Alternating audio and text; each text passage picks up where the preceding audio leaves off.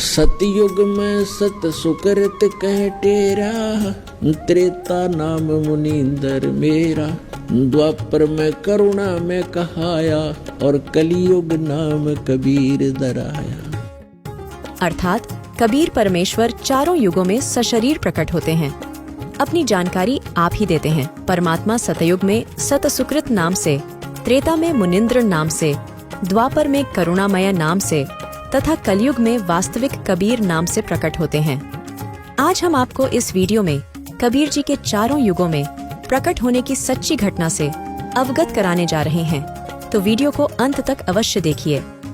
वेद गवाही देते हैं कि परमात्मा प्रत्येक युग में एक शिशु रूप में सशरीर प्रकट होने की लीला करते हैं और परमेश्वर लीला में शरीर में बड़े होते हुए बचपन से ही अपने तत्वज्ञान से उस समय के विद्वान माने जाने वाले ऋषियों संतों को ज्ञान में परास्त करते हैं। सतयुग में परमेश्वर कबीर जी एक सरोवर यानी तालाब में कमल के फूल पर शिशु रूप में प्रकट हुए थे। उस दौरान निःसंतान ब्राह्मण दंपति विद्याधर अपनी पत्नी दीपिका के साथ अपनी ससुराल से आ रहा था। वे सरोवर पर विश्राम हेतु रुके। वहां एक नवजात शिशु को फूल पर प्राप्त करके अति प्रसन्न हुए और बालक रूपी परमेश्वर को अपने साथ घर ले आए। उस समय परमेश्वर का नाम सतसुकृत था। परमेश्वर ने बचपन से ही पृथ्वी पर घूम घूम कर बहुत से ऋषियों से ज्ञान चर्चा की, परंतु शास्त्र विरुद्ध ज्ञान पर आधारित होने के कारण किसी भी ऋषि महर्षि ने ज्ञान सुनने की चेष्टा ही नहीं की। यहाँ तक कि परमात्मा ने महर्षि मनु से भी चर्चा की, लेकिन महर्षि मनु ने परमात्मा को उल्टा ज्ञान देने वाला बताकर व्यंग्यात्मक नाम वामदेव रख दिया। परमेश्वर कबीर जी ने बताया है, सतयुग में मनु समझाया, कालवश रहा मार्ग नहीं पाया। उल्टा दोष मोही पर लगाया, वामदेव मेरा नाम धराया।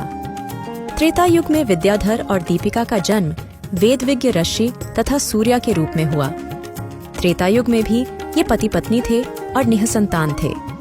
प्रभु कबीर जी त्रेता युग में भी एक शिशु रूप में कमल के फूल पर प्रकट हुए थे, जहाँ से वेदविज्ञ ऋषि तथा उनकी पत्नी सूर्या जो प्रतिदिन सरोवर पर स्नान करने जाते थे, वे शिशु रूपी परमेश्वर को अपने साथ घर ले गए तथा संतान रूप में पालन किया।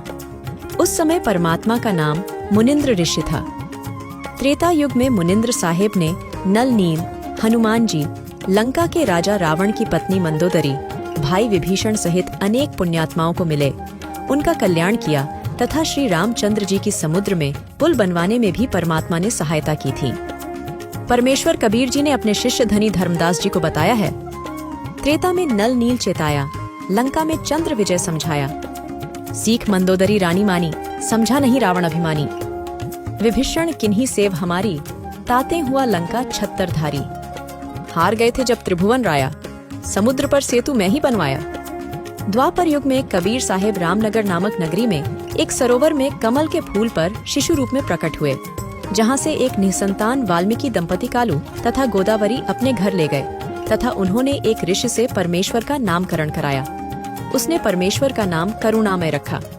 द्वापर युग में परमेश्वर कबीर जी करुणामय रूप में 404 वर्ष तक लीला करते रहे तथा इसके बाद सशरीर सतलोक चले गए। इस दौरान सुपच सुदर्शन जी, राजा चंद्र विजय और उसकी पत्नी रानी इंद्रमती ने करुणामय साहिब की शरण ग्रहण की थी और अपना आत्म कल्याण करवाया था। द्वापर युग में परमेश्वर ने सुपच सुदर्शन रूप में पहुंचकर पांडवों की यज्ञ भी पूरी की थी। परमात्मा ने बताया है, संघस 88 बैठे ऋषिजन, सभी खा लिया था भोजन। 33 कोटि देवता सारे, शंख नहीं बजा रहे सब हारे। बाजा शंख अखंड धुन लाई, पूरी पृथ्वी पर आवाज सुनाई। तीनों लोकों में सुनी शंख आवाज, तुम सुदर्शन संतन सिरताज। ताको सतभक्ति समझाई, अपनी महिमा आप बताई। वही कलयुग में कबीर साहेब जी करीब 626 वर्ष पूर्व ज्येष्ठ मास की शुक्ल पूर्णमासी विक्रम संवत 1455 सन 1398 दिन सोमवार को सुबह ब्रह्म मुहूर्त में काशी के लहरतारा तालाब में सशरीर प्रकट हुए थे, जहां से निसंतान जुलाहा दंपति नीरू नीमा बालक रूपी परमेश्वर कबीर जी को अपने घर ले गए थे, जहां उनकी परवरिश की लीला कुंवारी गाय के दूध से हुई थी। वही परमेश्वर कबीर जी के प्रकट होने की घटना के प्रत्यक्ष दृष्टा स्वामी रामानंद जी के शिष्य अष्टानंद नामक थे, जो ब्रह्म मुहूर्त में प्रतिदिन लहरतारा तालाब में स्नान करके वहीं बैठकर कुछ समय अपनी भक्ति क्रियाएं करते थे। जब ऋषि अष्टानंद जी ध्यान मग्न होने की चेष्टा कर रहे थे, उसी समय उन्हें आकाश से एक प्रकाश पुंज नीचे की ओर आता दिखाई दिया। वह इतना तेज प्रकाश था कि उसे ऋषि जी की चर्म दृष्टि सहन नहीं कर सकी, जिसके कारण परमेश्वर के प्रकाश को देखने से ऋषि जी की आंखें बंद हो गई थीं। वही कलयुग में परमेश्वर कबीर जी ने अनेक महापुरुषों को शरण में लिया। उन्हें तत्वज्ञान समझाया, सतलोक दिखाया। उन महापुरुषों में स्वामी रामानंद जी, सिख धर्म के प्रवर्तक माने जाने वाले नानक देव जी, धनी धर्मदास बांधवगढ़ मध्य प्रदेश, दादू दयाल जी, मलुकदास जी, संत गरीबदास जी गांव छुड़ानी जिला झज्जर हरियाणा, संत घीसादास जी जिला बागपत उत्तर प्रदेश, नामदेव आदि शामिल हैं। इसके साथ ही दिल्ली के बादशाह सिकंदर लोदी, काशी नरेश बीरदेव सिंह बघेल, मगहर रियासत के नवाब बिजली खां पठान जैसे अन्य राजाओं ने भी कलयुग में परमेश्वर कबीर जी की शरण प्राप्त की। इस तरह परमेश्वर कबीर जी कलयुग में 120 वर्ष तक लीलामय शरीर में रहे। इस दौरान कबीर जी के तत्वज्ञान से परिचित होकर उनके 64 लाख शिष्य हुए थे, जो कबीर जी की समर्थता का प्रमाण है। परमेश्वर कबीर जी ने अपने शिष्य धनी धर्मदास जी को कलयुग में प्रकट होने की जानकारी देते हुए बताया है कि अब मैं कलयुग में लीन्हा अवतारा, काशी नगर है स्थान हमारा। कबीर नाम है मेरा भाई, ऋषि रामानंद से दीक्षा पाई। मात पिता मेरे नहीं, बालक रूप प्रकट्या। लहर तारा तालाब कमल पर, तहाँ जुलाहे ने पाया। आया जगत भव सागर तारण, साची कहूँ जग लागे मारण। जो कोई माने कहा हमारा, फिर नहीं होवे जन्म दोबारा।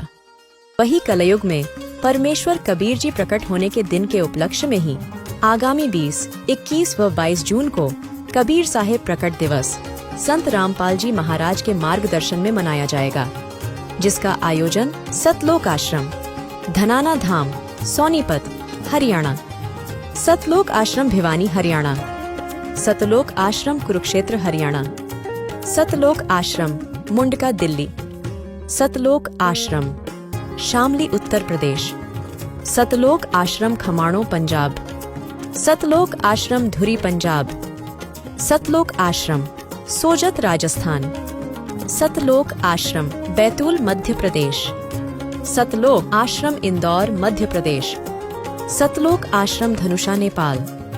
कुल 11 आश्रमों सहित पूरे विश्व में होगा। इस दौरान संत गरीबदास जी महाराज जी की अमरवाणी का अखंड पाठ, विशाल खुला भंडारा, दहेज मुक्त विवाह रमैणी तथा रक्तदान शिविर का आयोजन किया जाएगा। सभी भाइयों बहनों से करबद्ध निवेदन है कि आप संत रामपाल जी महाराज जी के सानिध्य में होने वाले परमेश्वर कबीर जी के प्रकट दिवस पर सपरिवार पधार कर परमेश्वर प्राप्ति की वास्तविक जानकारी का ज्ञान प्राप्त करें और अपना आत्म कल्याण कराएं।